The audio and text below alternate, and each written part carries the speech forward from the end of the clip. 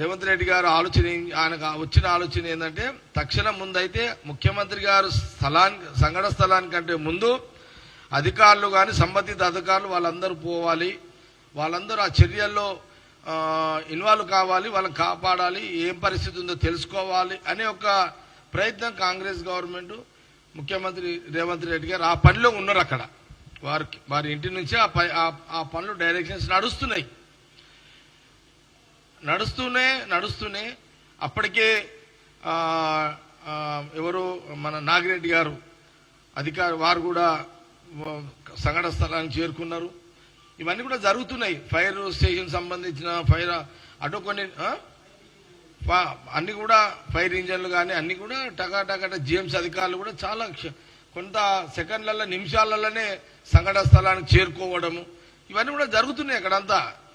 ఇప్పుడు ఇవన్నీ ఎందుకంటే ఈ రాష్ట్ర ప్రజలకు, తెలుగు ప్రజలకు కాంగ్రెస్ గవర్నమెంట్, కాంగ్రెస్ పార్టీ బాధ్యతగా పనిచేస్తుంది, చేసేది చెప్పుకోవాల్సిన అవసరం ఉంది. మా కాంగ్రెస్ గవర్నమెంట్ సీఎం రేవంత్ రెడ్డి గారు ప్రయత్నాలు ఈ రకంగా ఉదయము ఎప్పుడైతే టీవీలలో ఆ బ్రేకింగ్ చూసారో ఎవరికైనా షాకింగ్. అది మనం సామాన్య మానవులకైనా ఏ నాయకుడికైనా అది షాకింగ్. 17 మంది అందులో ఇరుకపోయారు, ఏంది పరిస్థితి అనేది ఎవరికైనా వాళ్ళందరూ బయటపడాలి, బాగుండాలని ఎవరైనా కోరుకుంటాం. అదంతా అందుకే ముఖ్యమంత్రి గారు సంఘటన స్థలానికి పోవడం కంటే ముందు అధికారులు పోవాలి, సంబంధిత అధికారులు పోవాలని వారు ఆ పని మీద ఉన్నారు. ఇప్పుడు ముఖ్యమంత్రి రేవంత్ రెడ్డి గారు సంఘటన స్థలానికి వచ్చిరనుకోండి, ఆ టైంకి అధికారులంతా డిస్టర్బ్ అవుతారు. అక్కడ పని జరగాల, ముఖ్యమంత్రి గారి యొక్క ఫోటో అంటే ఆయన సేఫ్టీ కోసం ఆయన చూసుకుంటూ కూర్చోవాలి అధికారులు.